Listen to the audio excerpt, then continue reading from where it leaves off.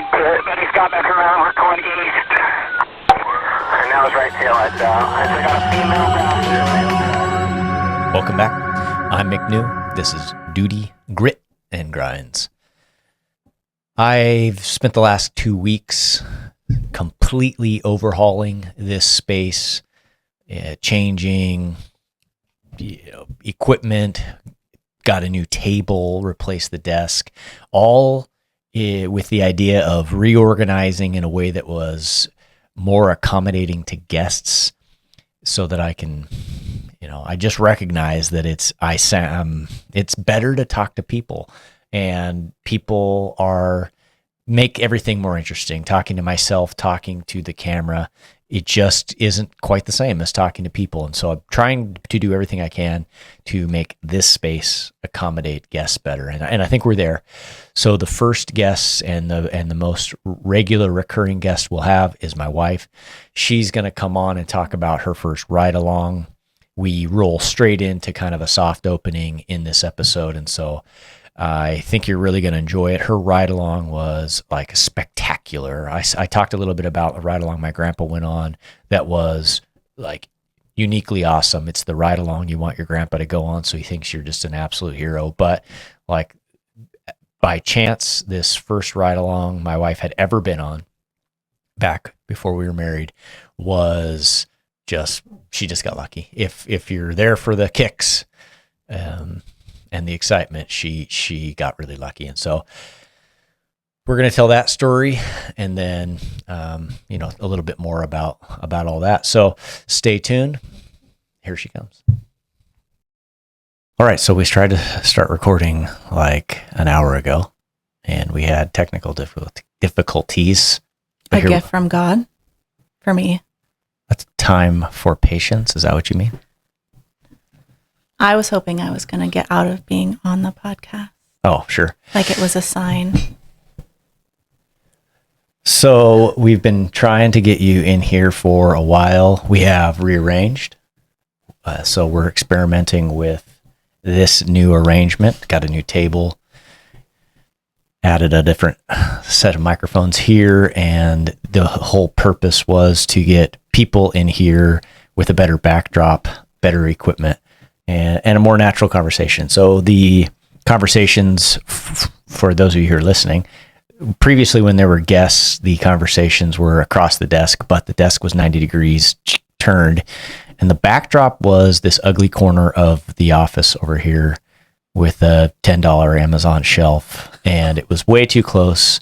The wall was behind people. It also crowded them in that into the table. And it was just less ideal. So we were using like a 100-year-old solid wooden, very heavy, very nice desk you bought it on the East Coast a while ago. And it had been the office desk in a plumbing business, carpentry business. Something like that. I thought it was a mechanic's shop. Oh, you're right. I think it was. Yeah. So it was a very old desk. It had some stickers in it to kind of, turn of the century, turn of the 19th century, 20th century. It was a cool desk, but it had a solid back on it. And that is what I had been using because it was the desk in here in the office. And so I had been using that, but the guest on your side wasn't able to sit against the desk because you couldn't put your feet under it. And so I was also like stuck in the center, which was fine. It was comfortable enough for me, but it was limiting. That desk was limiting. It was also gigantic and heavy. And so it was a nice desk. It was a very nice desk. We still have it. We moved it downstairs. The kids will destroy it eventually. And so we got this table. It's a small conference table to kind of accomplish this job of giving us the ability to have 2 cameras set up permanently and the equipment on the desk and sit across from each other. Originally, I had this oriented 90 degrees like the old one with that same lame backdrop. We hated that.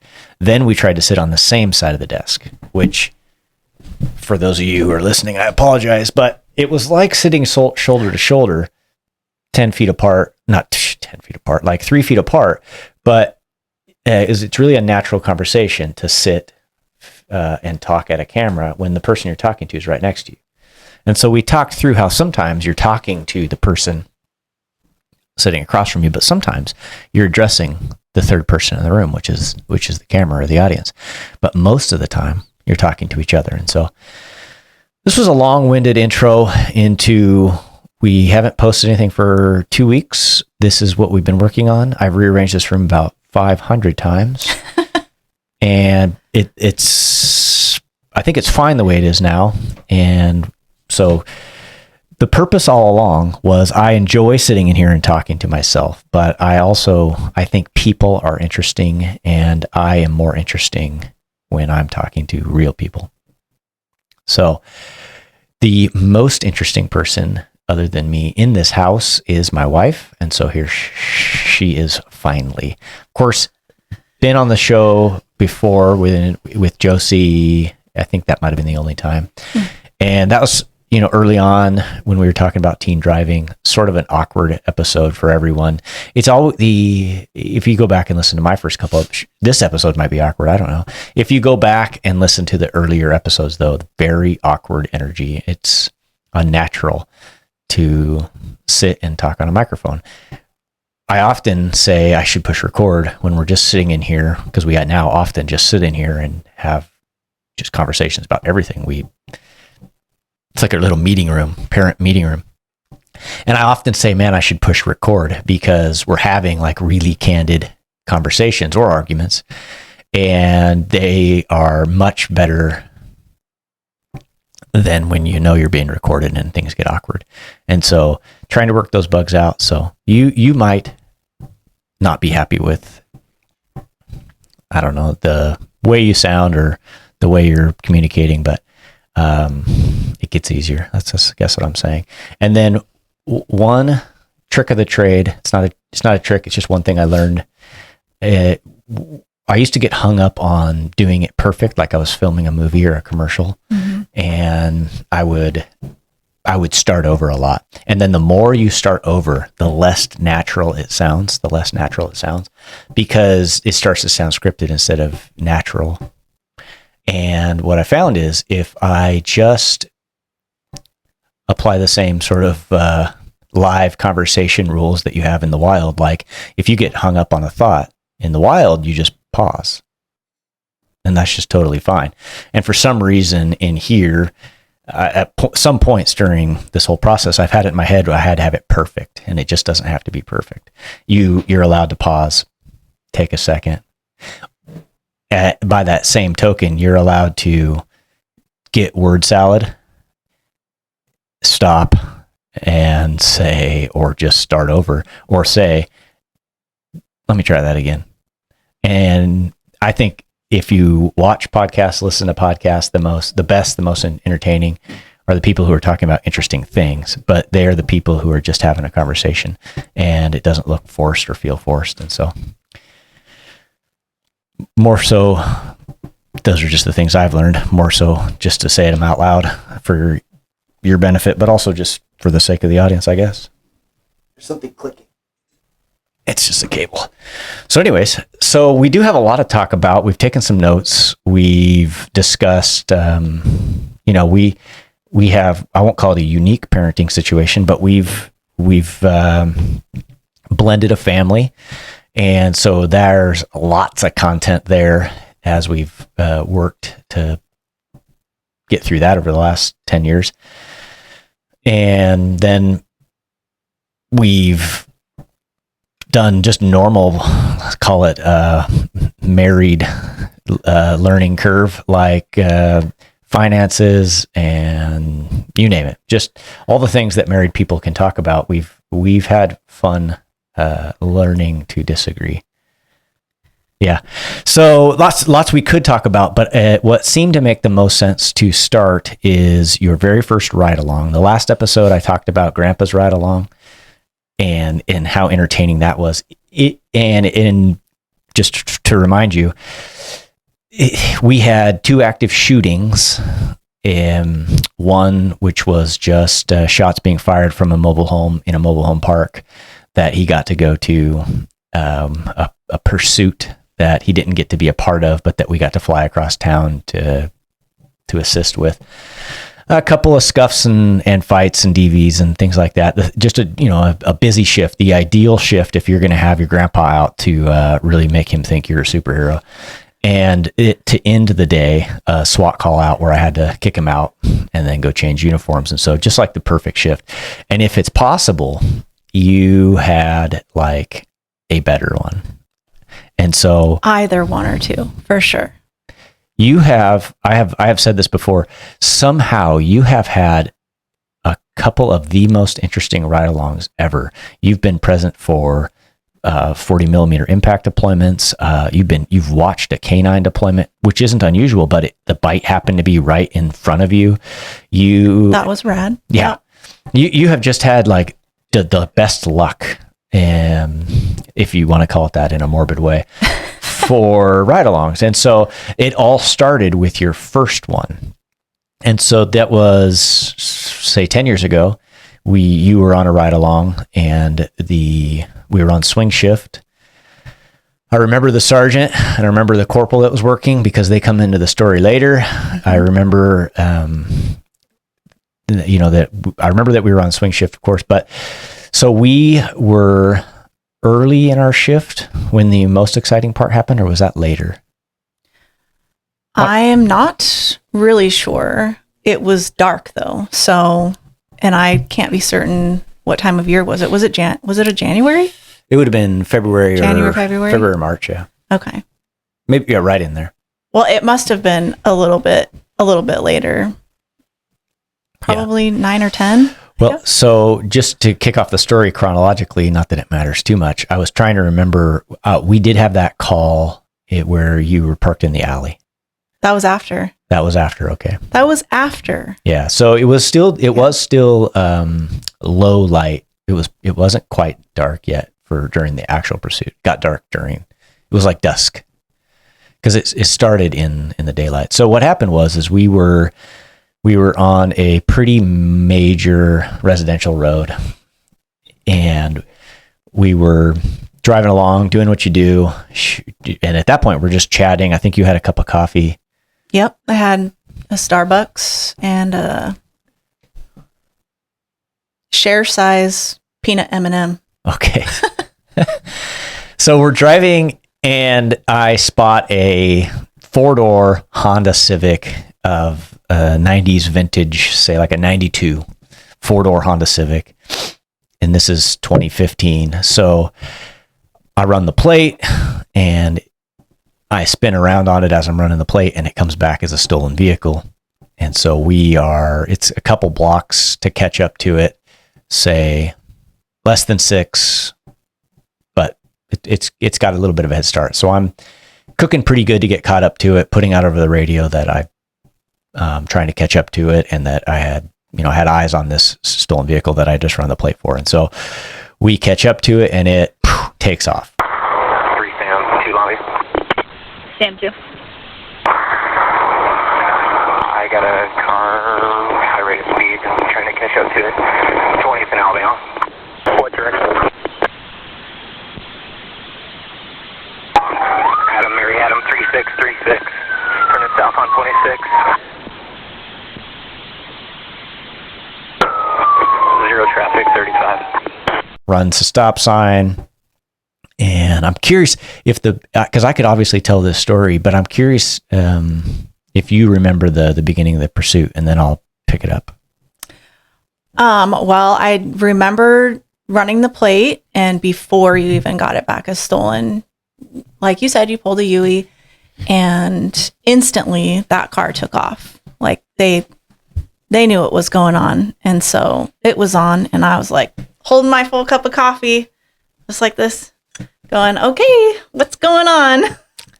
And I think it was headed toward the bridge. So to get off of the residential road we were on, it hung a left then a left to get to the highway that leads to the bridge, and the bridge goes into Oregon. Mm-hmm. So going east on Industrial Way, light traffic, light rain, 45. Copy East Industrial Way, light rain, light traffic.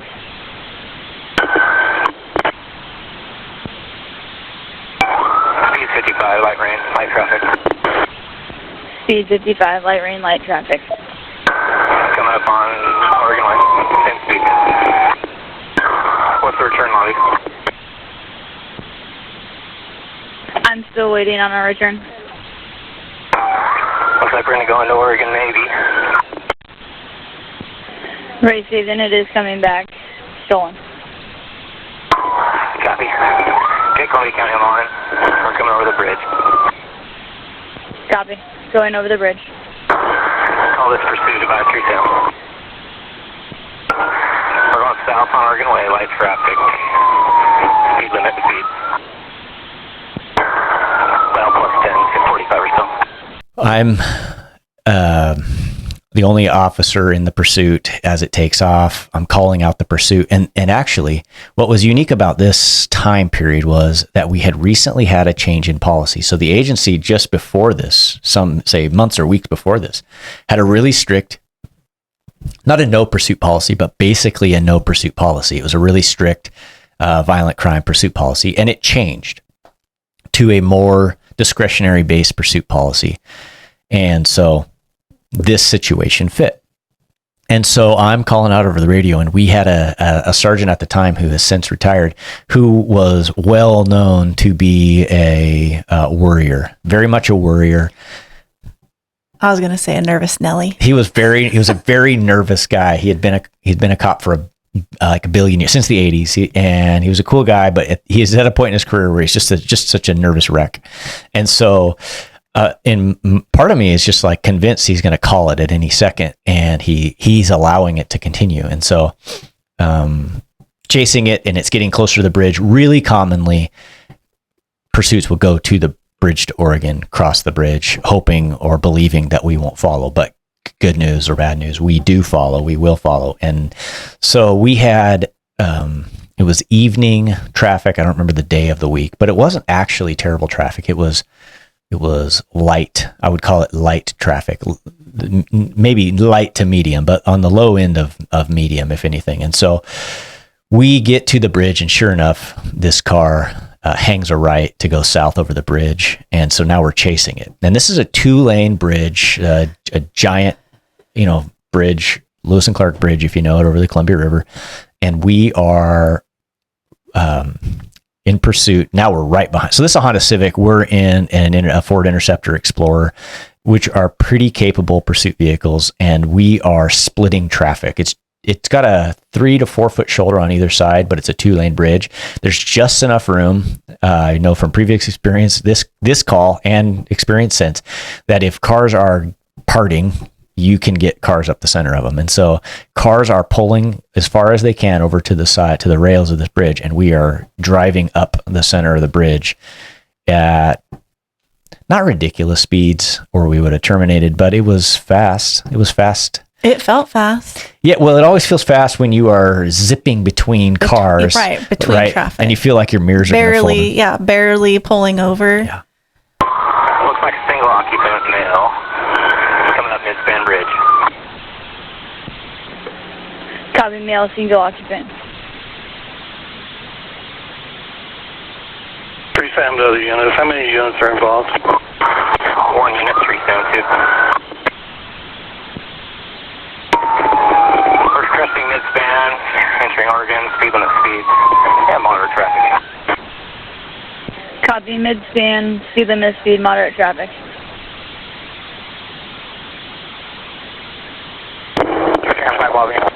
What did you find out about help in Oregon? We have him on the line now.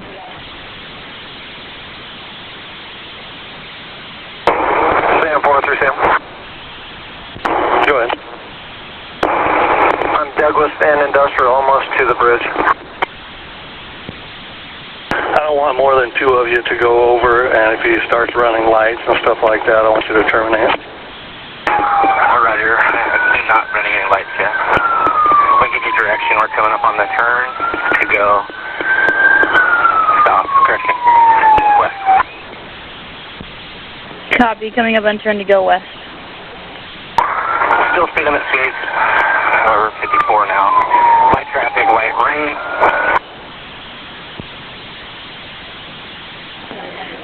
the misspeeds, light traffic, light ring. Cover. Northwest 49, Highway 30, speed limit, rather 60 miles an hour and zero traffic. Yeah. So the reason I mentioned I was the only officer over in this area was while traffic was light to medium, all of the other officers in town were too far away to be immediately of assistance. And now we're running south away from help. And in those days, as much as these days, there's very little law enforcement presence on the other side of the bridge. It's a rural area with very sparse law enforcement coverage to a point where a few years ago, they didn't even have weekend or night shift officers for this entire county. So it's a very small county, very rural, and it's just unlikely you're going to have any help when you get to that side unless you get really lucky. Even the Oregon State Police don't have much of a presence in this area. And so I'm driving up and over the bridge. Officers, I recently found the pursuit audio, and I can hear in their officers kind of calling out where they are around town to see who's close enough to come help. And of course, the sergeant's on the radio requesting assistance from the Oregon agencies who are nowhere to be found. And so a couple of officers are permitted to join me, and they are fighting to get through our city traffic to the bridge so they can come. So we get up and over the bridge. And if you go to the left, you head towards Portland. If you go to the right, you head towards the beach. To the right is a really steep, long hill, probably 1.5 miles long hill. It's a state highway, so it's nearly freeway speeds, 55, 60 mile an hour speed limits. And so traffic's cooking along. It's a 4-lane road up the hill. And so the open road. And so we go right. We're going up the hill. We're going towards the coast, which tactically speaking, if I'm him and I know this, it's less likely there's cops that way. It's more like the farther you go to the left, if you will, which is to the southeast, you're going to start getting into more urban areas the closer you get to Portland. And so he goes right towards the coast. There's almost no cops out there for 60 miles. And so we're heading up the hill, and I'm in this Interceptor Explorer, which are, like I said, highly capable pursuit vehicles. I think I drove Crown Vics for a lot of years, new ones, and they were fun to drive. They were V8. They're kind of heavy. The Crown Vics were just snappier and sportier. And so the Explorers are just quicker, I guess is the best way to put it. And so I liked driving those in pursuits much better. So we're heading up the hill, and we are still alone in this pursuit behind this Honda Civic that is no match for our car. There was never a question in our mind that this little 4-door Honda Civic with this guy and lady happened to be in it, they're never going to get away from us at high speeds because our car's faster. So I'll pause right there and let you add anything as we've crossed the bridge and are heading up the hill. Well, I'm just noticing on my watch that my pulse is really high, and it just made me think of how at that moment my pulse was also really high. However, it was calm because you're a professional, the dispatchers are professionals, and you guys just did such a good job at staying calm and collected. And I just felt like all I had to do was keep my coffee from spilling, make sure my seatbelt was on, and I guess I didn't eat any M&Ms during that pursuit, but it just struck me that, wow, this is like, there's no amount of panic. I guess it's a surprise. If you are not familiar with law enforcement and with emergency services, you think when you're chasing a car that it might get crazy, but it wasn't crazy. It never felt crazy. At least not yet. At least not at that point. That's true. It does get a little bit wild. I think that if you watch enough police videos or cops back in the old days or whatever, like there are plenty of examples of these kinds of pursuits getting like wild and out of control. No, yeah, definitely. But I think those are the ones that end badly. Yeah. And so, no, it was, there's some contributing factors to keeping it calm. Like he wasn't shooting at us, but, but also like, there's some experience. Traffic was light. Weather was okay. We had just a little bit of light still. So, there's whatever. It was terrifying for me. Yeah. I'd have never split traffic before, or, yeah. I don't even make a turn without putting my turn signal on. So, Well, and for your first ride along, this, I don't remember, but this was, if it was late winter and there's still even a hint of daylight on swing shift, it was the first thing we did. Yeah. It had to be the first thing we did. So after coffee. Yeah. that sounds like me. So we are headed up the hill, and cover's doing its best to get to us. But now, we're on the open highway. So we're 65, 70, I don't remember, heading up the hill, and cover is doing its best to catch up. And so I had at the time a buddy who lived that direction. So only because of that did I even know any of the road names at the top of this hill. The very top of the hill, the road to the right, I had a friend who used to be a police officer in Oregon, lived on that street. And so it's the only reason I know the name of the street when we get to the top of the hill and the car turns down this road. Sam 2 and 5 continue, and everybody else come back to Longview. Passing Wonderly Road, speed 55. Passing Wonderly Road, speed 55. Scratch that. Taking Wonderly Road, or westbound Wonderly Road. No traffic. Turning Wonderly Road, westbound, no traffic. How far up is Wonderly? Top of the hill. Is it that first left? First right. Alright, I'm about the viewpoint now. I'm headed up. Wonderly Road comes back out at 30, so I'll advise. Copy. Just let me know if you want me to stay on 30. Angel, can you advise? I think staying on 30 is probably best, and I'll advise. We're 26 south on Wonderly Road. 26 South Wonderly Road.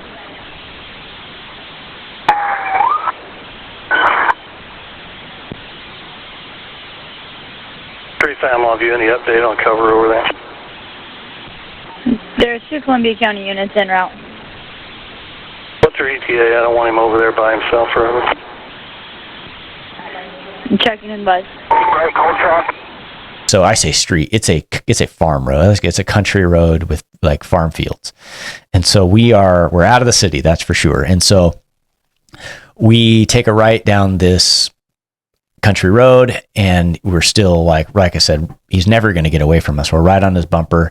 My cover is making their way across the bridge, and I've called out that we've made this turn. I know, because my buddy lives there, not because I'm real familiar with the area, that this road loops back to the state highway if you stay on it long enough. And so I'm on the radio saying, I'm not sure if I want you to get on behind us or go up ahead of us, because of course that's going to be a lot faster than this windy farm road. And so those are the radio traffic that's being made. And there is a sharp turn. I don't know. We've been on the road for a few minutes maybe. And there's a sharp, nearly 90-degree turn where this Honda Civic has to dump all of its speed to make this turn. And I am right on his bumper, and I thought, well, I'm just going to pit him. And so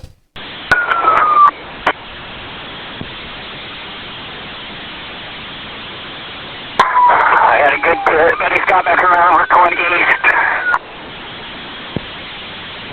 east. Copy, good pit. Now east. And now his right tail lights out. So I got a female passenger, male driver. Copy. Are you on Wonderly or 26? We're going east on Wonderly. We're heading back towards 30. Stay at 30 in Wonderly.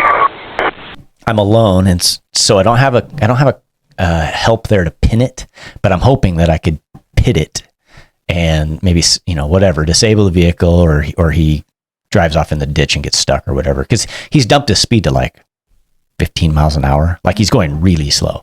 And so I do a pit, spin it completely out, and sure enough, slides off into the ditch. And I'm trying to remember if I got out at one point. Oh, was yeah. it right? Was it that time or the second pit? Because I No. ended up doing 2 pits. Okay, so You got out. I think he's disabled. He's doing driving stuff where the car's not going, and I'm thinking, great. So I jump out of the car and I go running over to take him into custody, and somehow he gets the car free. And I've got my flashlight. It's an Ultra Stinger Streamlight. And I'll remember that because I lose it. Because he gets the car free, and I'm like, well, like I never would have got out if I thought he was going to get the car free, but I thought it was disabled. And so he starts to drive, and I've got to get out of the way, take evasive action. And somehow during all of that, I dropped my flashlight, my big flashlight. And so it's still out there to this day. We never did find it. And so I go running back to the car as he is now going back the direction we came. Yeah.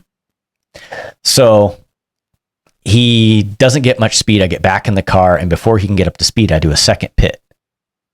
And I don't get out this time because it spins the car, but it doesn't disable it. He's able to straighten the car out. So now he's driving this Honda Civic, which has been pitted twice by a Ford Explorer, and it's busted. His car is broken.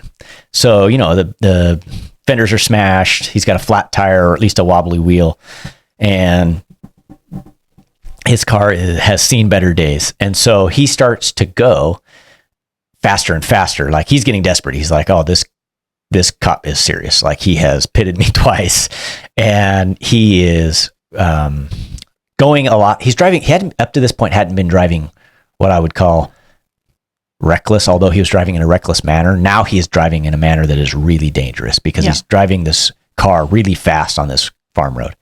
And so the reason that's important is I get up like I want to try another pit, but he just starts driving like a crazy man. And so luckily there was no cars. We didn't see another car on this road at all. And he's driving back towards where cover was. And so we are basically trying to stay behind him. He slows down at one point, and I go up and give him a little bump, a little love tap on his bumper. He takes off he must have thought I was going to try and pit him again, but he takes off like a bat out of hell, and he is hauling, and I back up. And on the radio, I remember saying, like, everybody stay back. He's going to crash. He's going to crash. I So remember you saying he's that. just driving like a rocket ship. And sure enough, his car, whether it was a loose wheel or a busted tire or whatever, he loses control of this car and he heads into a corner, never even turns. The car slows down enough that the crash isn't terribly serious, although it rolls over one half of a rollover. And so, Copy. I'm at the intersection. Roger. He's 40 miles an hour. He's getting hot. He's going to TA. Come up wonders. We roll over accident. Copy, it's a rollover. Columbia County ETA is 5 minutes. So the car is up against a bank. There's a slight curve there. He's up against a bank, rolled over. I take our car, the car we're in. I drive up to his car, and I just pin it with my push bumpers. I jump out, run around the car. He's in the driver. The car is definitely disabled now. It's not going anywhere. So now I'm on your side of the car, but at the front bumper. And that's because we're face to face with him, because he had spun and rolled and twisted. So I take my baton, because he's still in the driver's seat, and he's not being compliant. And I bust out the driver's window and, hold him at gunpoint, talk him out. To a gunpoint. Copy, to a gunpoint. Stand to your location. Help gets there. The shift corporal of the time, now a sergeant, and he and I and some Oregon agencies have started to roll in. I don't remember all that perfectly, but help starts to arrive, including we call for an ambulance because his passenger was injured in the crash, and not badly, and he was injured in the crash, but not terribly. 372 on me. Both occupants conscious breathing alert. Visible minor injuries. When the sergeant arrives on scene, the panicky sergeant, so the dust has settled, everybody's in custody, the high fives are over. The sergeant rolls up, and my car is on 3 wheels. because of the way it's pinned or the way it's pinning this car in the ditch. One of the back tires, I think it was the back driver's side, is like off the ground as it's like this on 3 wheels. There's two patients. They're being in like standard C-spine precautions, and everybody's doing their thing. And this panicky sergeant shows up, and he is like, ah, ah. Every time he turns, he's like, ah. And I remember the corporal, who again is a sergeant now, going, "Hey, Sarge, it's cool. We're good. This is a legit pursuit, and everything's fine." And I just remember him comforting this panicky sergeant. And at the time, we called that swing shift's last pursuit, because it was just clear to everyone that sergeant was just never going to allow another pursuit. Even though, I mean, in hindsight, what we did was destroy the stolen car to recover it, which, is a different debate. But, we live in a community that holds criminals accountable. And so that's the culture of the police agency. And had it not been safe, we wouldn't have continued. But we had open road. And once we got to the farm road, we had wide open road. And so it was reasonably safe to continue. So swing shift's last pursuit. So curious what you have to add. I don't remember him being happy that you had a ride-along passenger. Yeah. And these days, they get out when a pursuit starts. Yes. So, I mean, if I was being critical, let's see, flash forward to the wise old graybeard. If you, my wife, were in the car and something like that happened now, or let's just say one of the adult-aged kids, ours, I would certainly approach that a lot differently. The policy at the time said a vehicle officer involved in a pursuit should let their passenger out and it wasn't even a pursuit; it was for dangerous situations, is kind of how it described it. Yeah. And at the most reasonably safe opportunity to let your passenger out, you should. Well, I was alone, and so it's not like I could just stop and let you out. And so that was kind of the counter argument, I guess you will. It didn't get jammed up for that at all, but yeah, I mean, in hindsight, the sergeant wasn't thrilled to hear I had a rider, although that was logged, that was known information. But yeah, again, I didn't spill my coffee, so yeah, I thought it was great driving. It was really fun, thrilling. I am not a fun driver myself, but I sure enjoy being along for a ride. So I thought it was very fun. But now I probably, I'm also old now, so maybe not. And it doesn't even feel like it was that long ago, but it, I don't know, the older you get, maybe it just increases exponentially as you get older. It just, more risk averse you tend to be, you right. Think about the kids and things like that. And so, I often think about how I used to jump fences without a single thought. And then sometime late 20s, early 30s, I went to jump a fence and I ran up to it and wasn't really thinking about it and just ran full force into that fence going what am I doing? I can't just jump a fence. Yeah. And now forget it. If there's not a gate, I ain't going. So I don't remember what age it happened, but there are people out there who will relate to this. I remember the first time I jumped down off a tailgate and realized it was time to start stepping down off tailgates. We're not even that old. Bodies change though. So we did that. No one wants knee replacement.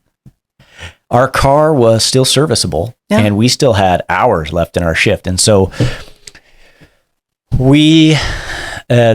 since that went into Oregon, the Oregon authorities had to take him into jail, and Washington State had to extradite him back. So we were kind of done with that call. We came back to town, and we may have handled many calls. I don't remember. What I remember is at some point we ended up in a bad neighborhood at a house where I don't even remember what was going on, other than there was some sort of dispute or fight or something escalated was happening in a residence, and I took position in the alley. I parked in the alley to approach the house. Yes, you did. And Yes, so you did. you were in the car. Other officers had parked in the street or in the alley, a combination of the two. But one way or the other, I went around to the front of the house and went in the house. And, we're handling this call, and I don't remember everything about the call, but I remember I'm in the house and I can hear a horn honking. And we're in the house and, we're doing our thing. It's like, who the heck is out there honking a horn?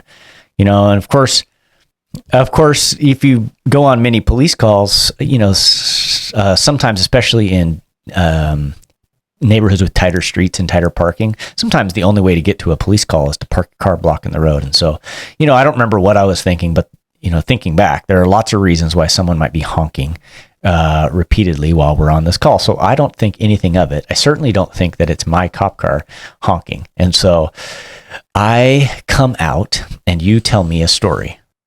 So I'll pause right there. And before I let you take it, there was a fella in the house with us on this call that we basically said, hit the bricks, get out of here. And we don't arrest him, but obviously because we tell him to leave, but he leaves out the back door and he, disappears into the darkness while we're handling this thing.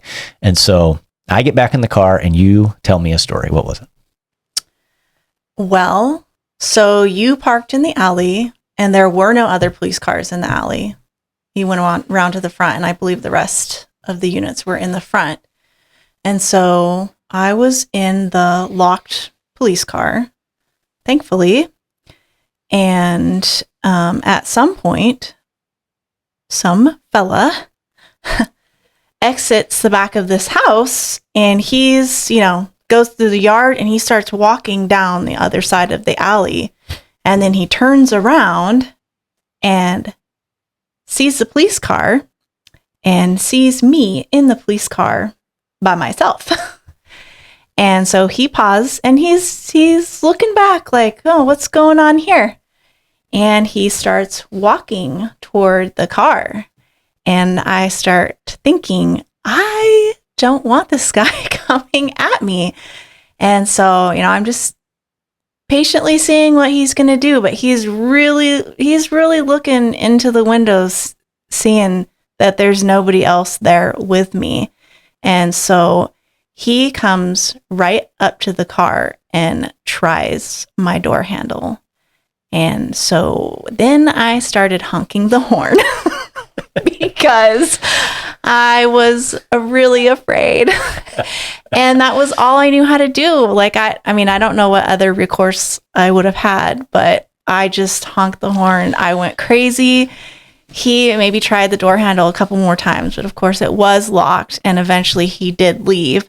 But so that was really exciting to come face to face with what turned out I found out later was a gang member with a violent history.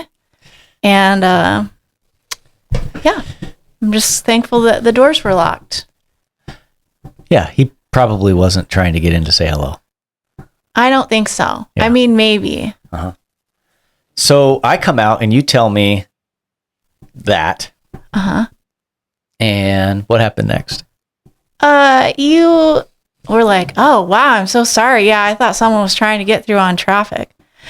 Anyways, I'm starving. Let's go get pizza. So I go, what do you mean?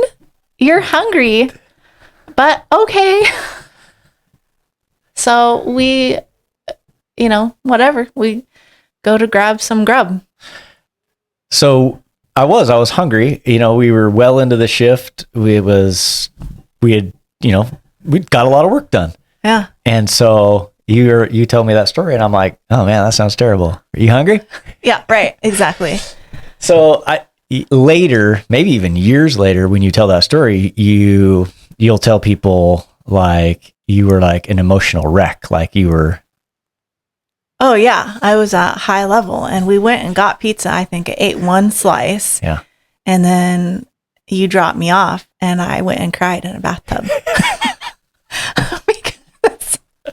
Because I'd been in a police pursuit and then someone tried to get into the car to kill me. Oh man, that's awesome. Yeah, it was awesome.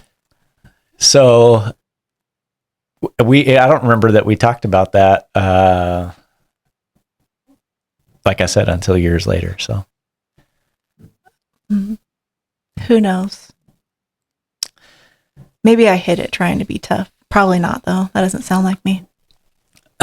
Well, so shifting gears just ever so slightly. So back then, you had been a stay-at-home mom.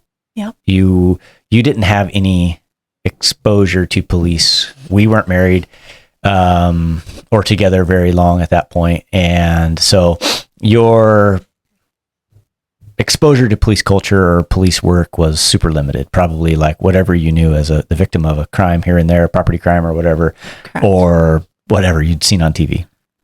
And so now, though, go ahead.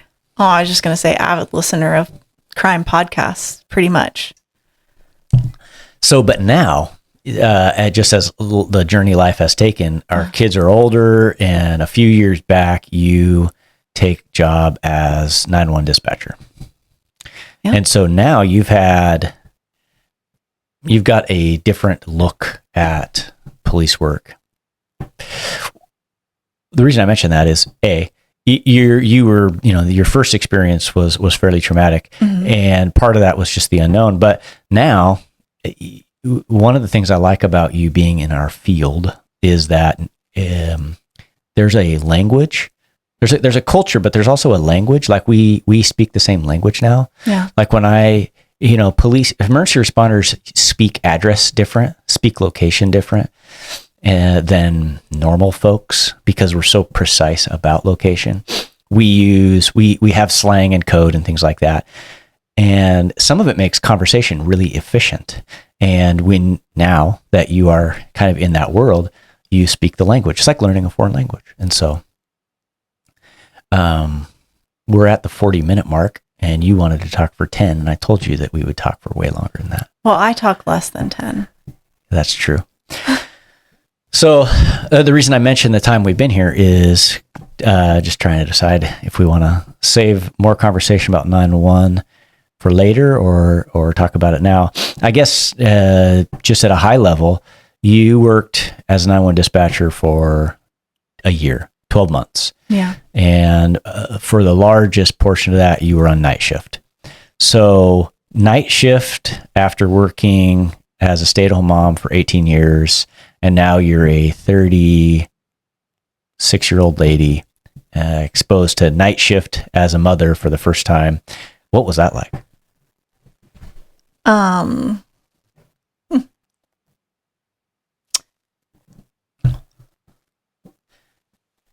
Well, for starters, I remember saying in my interview process for 911 that I felt that I would be capable of multitasking because I am a stay-at-home mom to 6 kids. And that turned out to be pretty accurate, actually. I enjoyed dispatch. I enjoyed learning that. I did not enjoy night shift, only because I am a naturally early riser, and so that was very difficult for my body to get used to a night shift, and it never did. So, but yeah, it was a huge jump into this very stressful world. And part of that is just like what I experienced that first night as your rider, is that it is your job to stay calm in a hectic situation.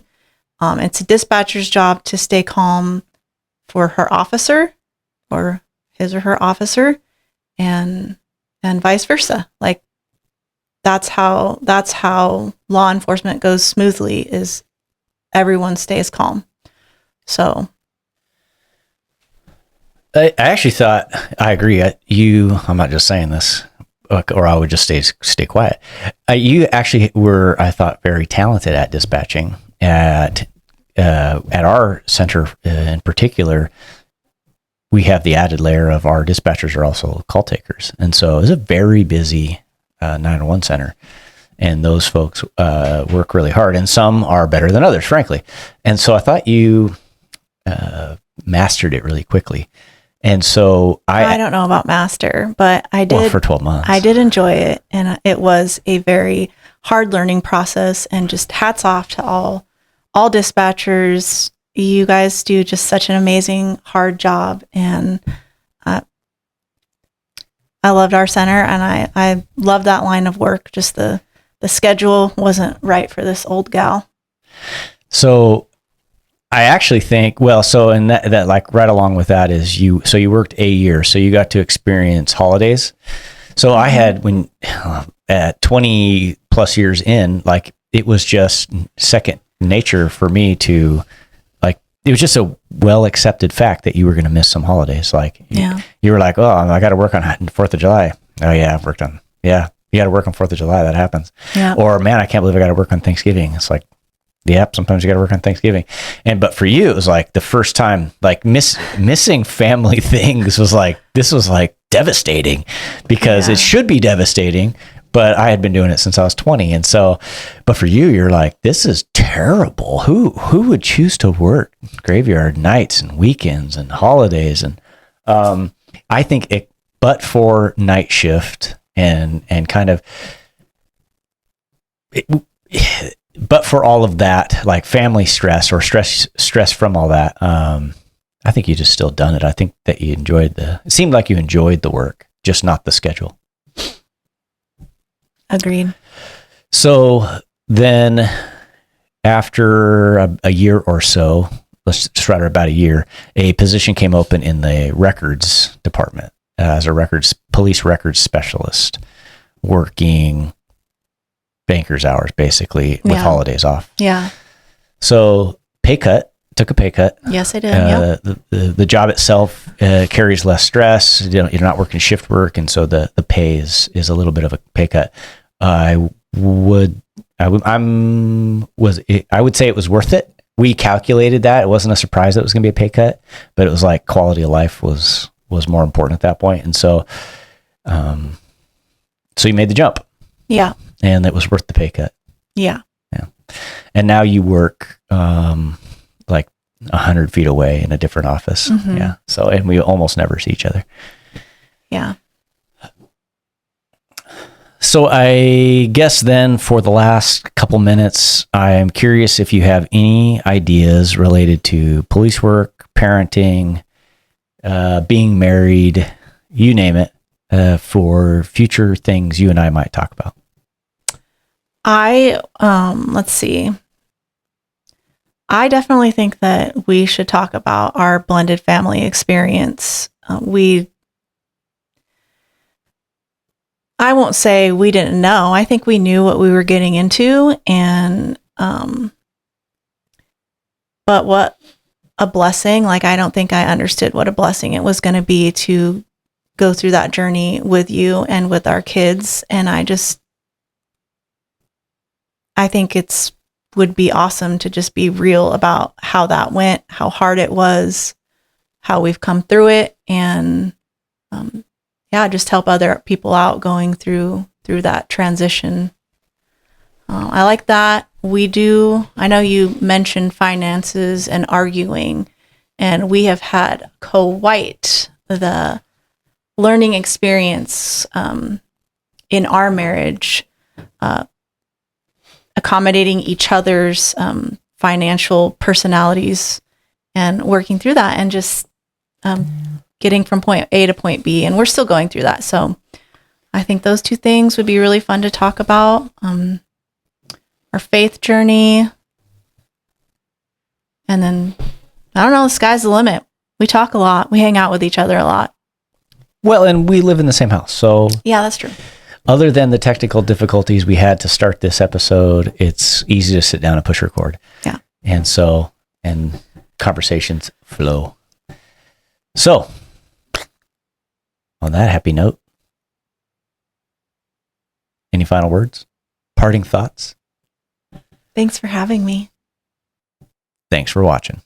I had a good got back around, we're going east. And that was right tail lights out. I got a female passenger, male